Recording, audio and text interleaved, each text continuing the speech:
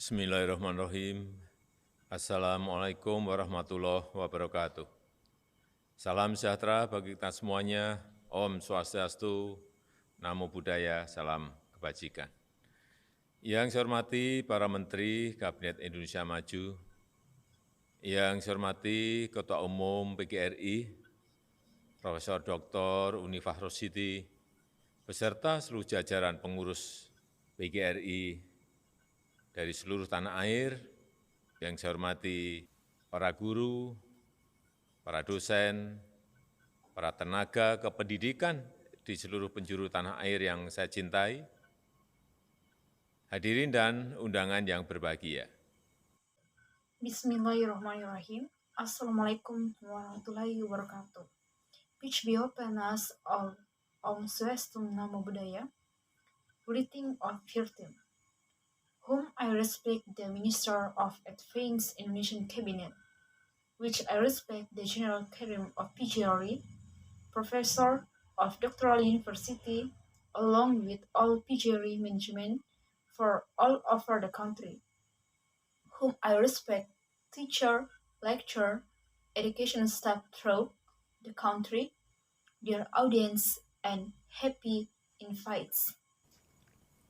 Pada kesempatan yang berbahagia ini, saya menyampaikan terima kasih, menyampaikan apresiasi yang setinggi-tingginya kepada semua guru di seluruh pelosok tanah air. Di tengah berbagai keterbatasan di era pandemi ini, Bapak, Ibu guru tetap berkarya dan terus berinovasi, melangsungkan kegiatan belajar, mengajar, baik secara online maupun harus menemui siswa di rumah-rumah mereka. On this happy ocean, I would like to express my highest expression to all teachers in all corners of our country. In the midst of the various limitations in this pandemic area, carrying out teaching and learning activities both online and having to meet students in their homes. Perubahan yang sangat drastis ini tidaklah mudah, tidak mudah. Guru-guru dipaksa beradaptasi dengan cepat, beralih menggunakan teknologi, mengubah metode belajar, bekerja sekuat tenaga agar anak-anak bisa tetap belajar dengan baik. Tetapi tantangan akibat pandemi COVID-19 ini tidak boleh menurunkan kualitas pembelajaran. This very drastic change is not easy. It's not easy for teacher to be forced to adapt quickly, switch to using technology, change learning method, work as hard as possible so that children can continue to study well. But the challenge caused by the pandemic of 19 must not reduce the quality of learning. Keterbatasan harus diatasi dengan kreativitas, membuat siswa belajar dengan antusias dan memotivasi siswa menjadi pembelajar mandiri. Tantangan pendidikan di era pandemi ini juga harus kita atasi dengan sinergi, dengan kerjasama, bahwa pendidikan adalah tanggung jawab bersama, bahwa pendidikan anak tidak bisa hanya dilakukan oleh para guru. Peran orang tua sebagai pendidik utama keluarga sangatlah penting. Limitation must be overcome with creativity, making students learn intrinsically and motivating students to become independent learners. The challenge of education in this pandemic era must also be overcome with synergic and cooperation that education is a shared responsibility. The children's education cannot only be done by teacher. The role of pupil parents as the main educator of the family are very important. Kasih sayang dan bimbingan orang tua sangat mendukung keberhasilan proses belajar anak. Oleh karena itu, komunikasi dan kerjasama antara guru dengan orang tua harus terus ditingkatkan. Bapak Ibu guru yang saya hormati, saya menyadari banyak orang tua yang tidak sabar menunggu sekolah dibuka kembali. Tapi kita harus hati-hati karena kesehatan, karena keselamatan adalah hal yang terpenting. Kesehatan dan keselamatan para guru maupun siswa peserta didik akan selalu menjadi prioritas tertinggi pemerintah.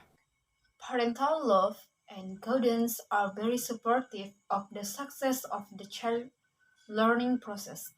Therefore, communication and cooperation between teacher and parents must be improved. This is my respect teacher.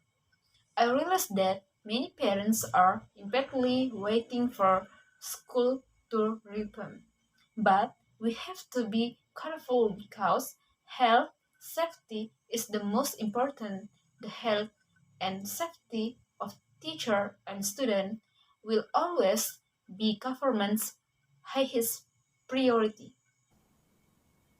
Protokol kesehatan harus dilaksanakan dengan penuh kedisiplinan, baik di sekolah maupun di lingkup keluarga.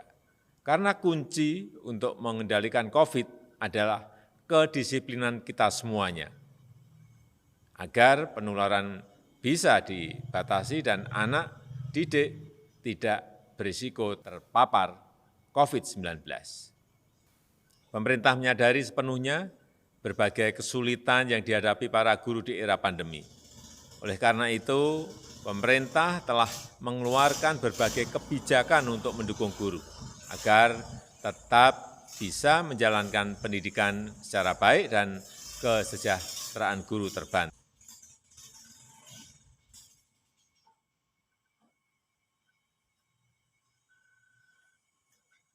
Health protocol must be implemented with full discipline both at school and between the family.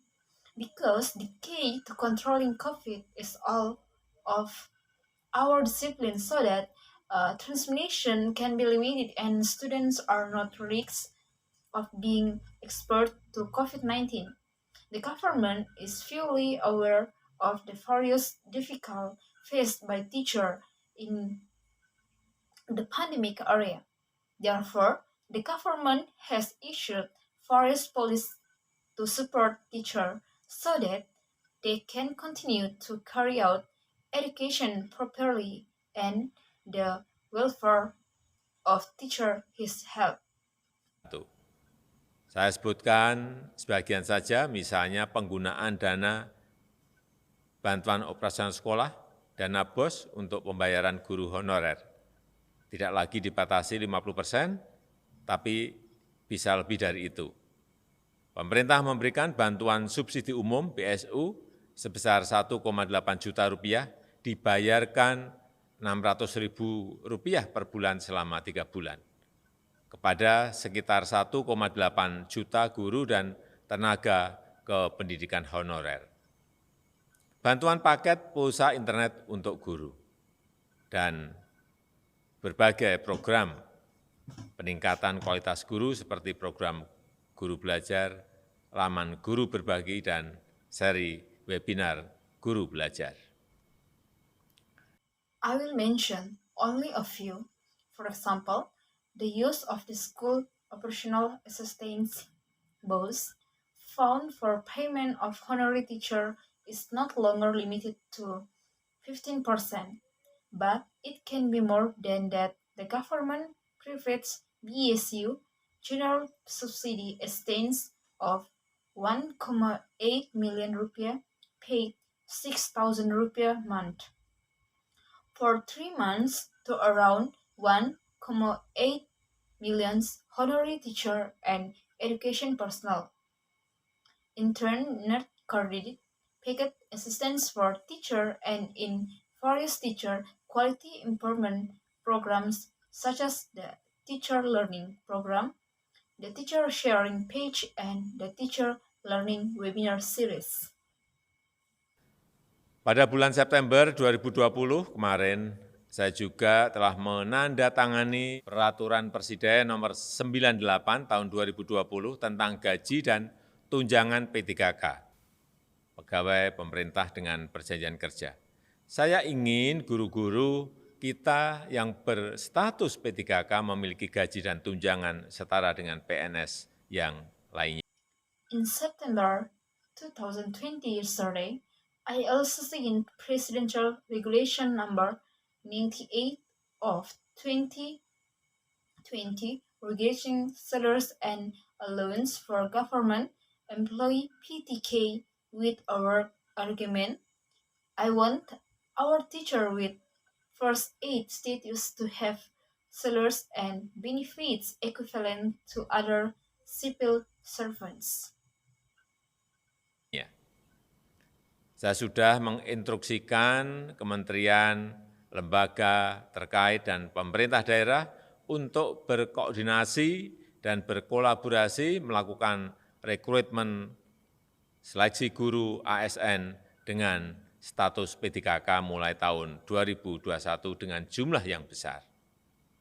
Hadirin yang saya hormati, pemerintah menyadari adanya masalah ketercukupan jumlah guru yang harus segera kita atasi. Saat ini, keberadaan guru honorer memang sangatlah besar peranannya dalam membantu keberlangsungan pendidikan di negara kita. Tidak semua memenuhi syarat untuk menjadi PNS karena memang usianya melampaui usia yang ditentukan oleh undang-undang.